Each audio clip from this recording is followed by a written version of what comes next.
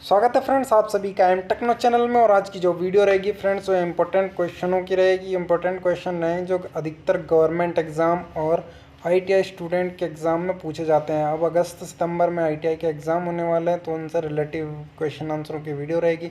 तो वीडियो शुरू करने से पहले फ्रेंड्स मेरी आप लोगों से रिक्वेस्ट है, अगर आप चैनल पर नए यूज़र हैं तो चैनल को सब्सक्राइब कर लीजिए और सामने बेल आइकन ज़रूर दबा लीजिए, ताकि मेरी आने वाली जो नेक्स्ट वीडियो की अपडेट रहेगी वो सबसे पहले आपको पहुंच सके। तो शुरू करते हैं फ्रेंड्स क्वेश्चन आंसरों की वीडियो। फर्स्ट क्वेश्चन है फ्रेंड्स, पूछा गया निम्नलिखित में से कौन सी चूड़ी निर्माण प्रक्रिया नहीं है, यानी कि which of the following is not a thread make process, यानी कि इनमें से कौन सा प्रोसेस है जिससे कि हम थ्रेड नहीं बना सकते। तो रोलिंग से भी हम थ्रेड बना सकते हैं फ्रेंड, टेपिंग से भी हम थ्रेड बना सकते हैं और मिलिंग मशीन से भी हम थ्रेड बना सकते हैं, लेकिन होबिंग मशीन से हम थ्रेड नहीं बना सकते, क्योंकि थ्रेड जो होता है होबिंग मशीन में वो गियर बनाती है, गियर बना सकती है, और एक होबिंग आती है। तो होबिंग पे हम क्या होता है लेपिंग भी करते हैं, लेपिंग का काम भी करते हैं, एब्रेसिव का मिश्रण करके, कुछ कार्बन और एब्रेसिव का मिश्रण करके हम होबिंग पर हॉबिंग भी करते हैं और गियर भी बनाते हैं। तो जो हॉबिंग हो गया इसमें करेक्ट आंसर, क्योंकि हॉबिंग से हम चूड़ी नहीं बना सकते, तो इसमें करेक्ट आंसर ऑप्शन सी है। फ्रेंड्स पूछा गया कार्बन इस्पात की ऊष्मा उपचार पर निम्नलिखित में से कौन सा सबसे अधिक कठोरता देगा, यानी कि फ्रेंड्स इसमें पूछा गया है कि open heat treatment of carbon steel which of the following will give the maximum hardness, यानी कि फ्रेंड्स मैक्सिमम हार्डनेस पूछी गई कि मैक्सिमम जो हार्डनेस होती है वो किस जो उस हीट ट्रीटमेंट का प्रोसेस है, कार्बन इस्पात के ऊपर हीट ट्रीटमेंट का कोई प्रोसेस है, तो किस उसके बाद हीट ट्रीटमेंट के बाद कठोरता को यानी कि हार्डनेस मैक्सिमम हो सकती है, किस में हो सकती है। तो जो आस्टेनाइट के बाद जो किया जाता है फ्रेंड्स, आस्टेनाइट जब हीट ट्रीटमेंट आस्टेनाइट में होता है उसके बाद जो आता है उसमें क्या होता है कठोरता की हार्डनेस ज़्यादा होती है, यानी कि आस्टेनाइट के बाद की चीज़ में हार्डनेस ज़्यादा होती है। तो उसमें करेक्ट आंसर ऑप्शन सी हो जाएगा। इसके लिए फ्रेंड्स मेरी एक वीडियो है हीट ट्रीटमेंट से संबंधित, उसमें मैंने फुल डिटेल के साथ इसको बताया है कि हीट ट्रीटमेंट किस प्रकार का चैप्टर और क्या क्या उससे क्वेश्चन आते हैं। पूरी फुल डिटेल के साथ थ्योरी समझा रखी है हीट ट्रीटमेंट में। आप ये इसमें नीचे लिंक दे दूँगा डिस्क्रिप्शन में, आप चाहे तो वहाँ से जाके देख सकते हैं हीट ट्रीटमेंट चैप्टर के बारे में।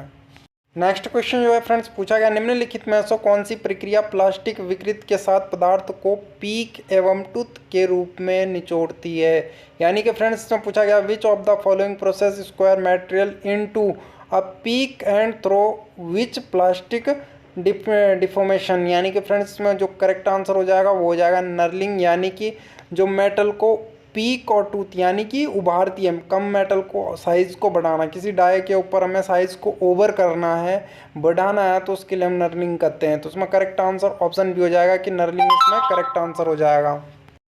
क्योंकि फ्रेंड्स जो होता है विग यानी कि ग्रूविंग जो होता है, ग्रूविंग में हमेशा मेटल कम किया जाता है, इसी प्रकार रीमिंग में भी मेटल को कम किया जाता है, यानी कि कटिंग की जा रही है, कम किया जा रहा है, मेटल हटाया जा रहा है। बोरिंग में भी हम मेटल को हटाते हैं, लेकिन नर्लिंग में ऐसा नहीं होता। नर्लिंग में हम दबाव देते हैं और मेटल को उबारते हैं, यानी कि प्लास्टिक अवस्था में बनाते हैं, उबारते हैं उसे, तो साइज को हम जो है प्लस करते हैं। तो इसलिए इसमें करेक्ट आंसर ऑप्शन भी हो जाएगा नर्लिंग।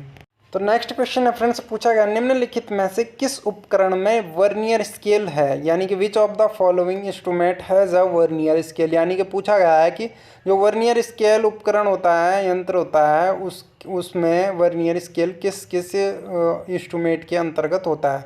तो वर्नियर कैलिपर के अंतर्गत भी वर्नियर स्केल होता है और यूनिवर्सल बेवल प्रोट्रैक्टर के अंदर भी वर्नियर स्केल होता है। तो उसमें करेक्ट आंसर ऑप्शन सी हो जाएगा, यानी कि ए बी दोनों। और जो वर्नियर कैलिपर की लिस्ट काउंट पूछ लेता है तो 0.02 mm इसकी लिस्ट काउंट होती है। उसी प्रकार वर्नियर बेवल प्रोट्रैक्टर की लिस्ट काउंट 5 mm 5 मिनट होती है। तो 5 मिनट इसकी होती है, क्योंकि अधिकतर एग्जाम में पूछ लेता है कि वर्नियर कैलिपर की लिस्ट काउंट कितनी होती है या वर्नियर यूनिवर्सल बेवल प्रोडक्ट की लिस्ट काउंट कितनी होती है। तो 0.02 उसकी होती है वर्नियर कैलिपर की, और यूनिवर्सल बेवल प्रोडक्ट की 5 मिनट होती है। तो उसमें करेक्ट आंसर ए बी दोनों हो जाएंगे, यानी कि सी आंसर करेक्ट है। नेक्स्ट क्वेश्चन है फ्रेंड्स पूछा गया है यदि फोर्जन अति निम्न ताप में चलाया जाता है तो घटना क्या घटेगी, यानी कि पूछा गया है if forging is carried out of very low temperature what is the happen, यानी कि पूछा गया है कि लो टेम्परेचर पे हमें फोर्जिंग करनी है तो उसके लिए घटनाएं क्या घट सकती है। तो जब भी फ्रेंड लो टेम्परेचर पे हम किसी चीज़ को हीट कर रहे हैं या फोर्ज कर रहे हैं तो उसके लिए क्या हो जाएगा, कुकीज ओकर्स हो जाएगा, यानी कि कैंकिंग हो जाएगी। क्रैंकिंग यानी कि जो अंदर के जो मेटल जो हार्ड फोर्ज हम कर रहे हैं उसके अंदर क्रैंकनेस आ जाएगी, यानी कि तिड़ाल आ जाएगी, जिससे कि लोहा कटिंग होते हुए टूटने का डर या खतरा रहेगा, बीच से अलग होने का खतरा रहेगा। तो इसमें करेक्ट आंसर ऑप्शन डी हो जाएगा कि क्रैंकिंग आ जाएगी।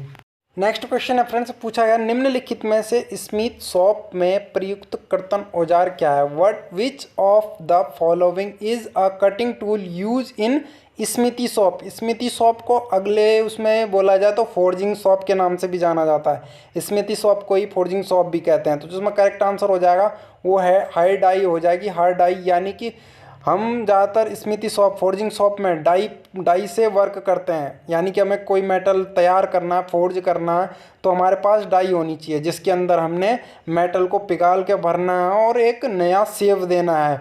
यानी कि हमें किसी शेप में जॉब चाहिए, वर्क चाहिए, तो उसके लिए हमें हर डाई होनी चाहिए जिसके अंदर हमें मेटल को शेप देना है, पिघाल के रखना है ताकि किसी शेप में उसे ढाला जा सके। तो इसमें करेक्ट आंसर ऑप्शन ए हो जाएगा, क्योंकि हैमर जो होता है पीटने का काम आता है, एंडविल हमें जो है कोयला डालने के काम आता है, और फुलर हमारा जो होता है दो प्रकार का होता है फुलर, क्योंकि एक बियरिंग को बाहर निकालने का काम आता है फुलर, और एक फुलर जो होता है नेकिंग और ग्रूविंग करने का काम आता है। यानी कि फोर्जिंग शॉप में उससे नेकिंग एंड ग्रूविंग की जा सकती है। तो जो इसमें करेक्ट आंसर हो जाएगा वो ऑप्शन ए हो जाएगा, यानी कि हार्ड एंड डाई का प्रयोग फोर्जिंग शॉप यानी कि स्मिथी शॉप में किया जाता है। नेक्स्ट क्वेश्चन है फ्रेंड्स, पूछा गया निम्नलिखित में से कौन सा कार्बाइड प्रो अवे टिप औजार की आकृति नहीं है। यानी कि among the following which not shape of carbide thorough away bit tool, यानी कि बीपी टूल पूछा गया है इसमें। तो जिसमें करेक्ट आंसर हो जाएगा वो पिरामिड हो जाएगा, यानी कि पिरामिड का जो होता है पिरामिड यानी कि पूरा। तो फ्रेंड्स फिगर में आप देख सकते हैं कुछ इस प्रकार का पिरामिड होता है, और पिरामिड आकार का जो कार्बाइड टूल होता है वो इस प्रकार का कोई टूल नहीं आता है, ना ही बिट जो टिप होती है कार्बाइड की इस प्रकार की कोई टिप नहीं आती है। राउंड में आती है, यानी कि रेडियस बनाने के लिए टिप आती है, आयताकार में टिप आती है कार्बाइड की, और ट्रायंगल शेप में भी टिप आती है, लेकिन पिरामिड आकार का इस फिगर में दिखाया गया है इस प्रकार का आकार की टिप नहीं आती है कार्बाइड टूल की। नेक्स्ट क्वेश्चन जो है फ्रेंड्स, पूछा गया निम्नलिखित में से ऋणात्मक रेख कोण से युक्त एक औजार किस संबंध में कौन सी युक्ति गलत है। यानी कि पूछा गया which of the following is not correct for a tool with negative rack angle. यानी कि फ्रेंड्स इसमें पूछा गया कि नेगेटिव रैक एंगल के बारे में पूछा गया। टूल का जो ऋणात्मक कोण होता है वो किस औजार पे जो होता है, औजार पे टूल पे किस संबंध में युक्ति में इसमें से जो है युक्ति गलत है उसके लिए कही गई है टूल के लिए। तो टूल का वियर बढ़ता है तथा औजार आयु को घटाता है, यानी कि इंक्रीज टूल वियर। टूल का जो वियर होता है उसको तो वो इंक्रीज कर रहा बढ़ा रहा है, लेकिन this increase tool life, tool की जो लाइफ है क्षमता है उसको कम कर रहा है। तो नेगेटिव रैक एंगल कभी भी ऐसा नहीं करता है, टूल की वियर को हमेशा बड़ा इंक्रीज नहीं करता है, और ना ही डिस्क इंक्रीज टूल की लाइफ को करता है। तो इसमें करेक्ट आंसर ऑप्शन सी हो जाएगा, ये बात बिल्कुल गलत कही गई है। नेक्स्ट क्वेश्चन है फ्रेंड्स, पूछा गया लेथ में टेपर बर्तन कैसे किया जा सकता है। क्वेश्चन थोड़ा गलत लिखा हुआ है क्योंकि इंग्लिश में आप पढ़ सकते हो लिखा हुआ how taper turning can be done in a lathe machine. यानी ये पूछा गया है कि टेपर टर्निंग लेथ में टेपर टर्निंग हम किस प्रकार से करेंगे। तो फोम टूल का प्रयोग करके भी हम टेपर टर्निंग काट सकते हैं, कंपाउंड स्लाइड को एडजस्टेबल करके भी हम टेपर टर्निंग काट सकते हैं, और टेपर अटैचमेंट लगा के भी हम टेपर टर्निंग कर सकते हैं। तो उसमें करेक्ट आंसर ऑप्शन डी हो जाएगा, यानी कि all of these.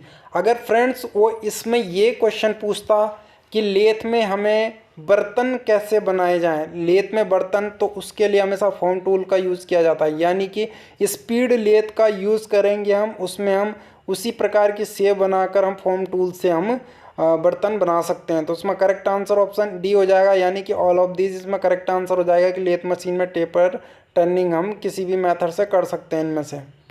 Next question है फ्रेंड्स, कार्बाइड टूल के लिए आईएसओ अभिधान के अनुसार ISO 8 है। यानी कि पूछा गया फ्रेंड्स आईएसओ नंबरों में आपको ये पूछा है कि आईएसओ 8 क्या है। एज पर ISO designation for carbide tool ISO 8, carbide tool ISO 8 क्या है। तो जो कार्बाइड टूल आईएसओ 8 होता है फ्रेंड्स, वो बोरिंग टूल के अंतर्गत आता है। इसका पूरा चार्ट मैं आपको अगली वीडियो जो आएगी उसमें समझा दूंगा कि किस प्रकार की आईएसओ 1, आईएसओ 2, आईएसओ 3, आईएसओ 8 तक ये आईएसओ आगे तक ये जाते हैं और कौन कौन से टूल इस आईएसओ नंबर में आते हैं। उसकी पूरी चार्ट के साथ, डिटेल के साथ मैं नेक्स्ट वीडियो में आपको जल्दी उसके बारे में बताऊंगा।